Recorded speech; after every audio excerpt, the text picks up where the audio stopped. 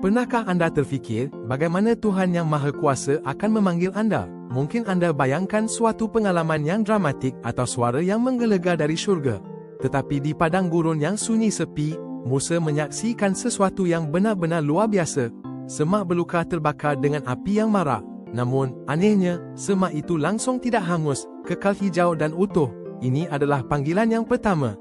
Dari tengah-tengah api yang misteri itu, sebuah suara yang lembut namun penuh kuasa berkata, "Musa, Musa."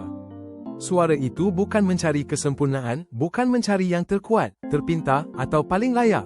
Sebaliknya, Tuhan memanggil Musa yang pada waktu itu merasa diri lemah, tidak mampu, dan gemetar ketakutan di hadapan takdir yang tidak dijangka ini.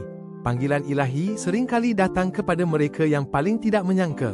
Mengapa Tuhan memilih Musa yang biasa-biasa? Kerana Tuhan berkata, "Aku akan menyertai engkau, apa yang kita miliki atau apa yang kita boleh lakukan, tetapi berdasarkan janjinya yang agung untuk sentiasa bersama kita." Inilah kasihnya yang sejati, kasih yang tak bersyarat, yang sentiasa ingin berada di sisi anda, membimbing dan menguatkan melalui setiap cabaran hidup. Anda tidak pernah sendirian.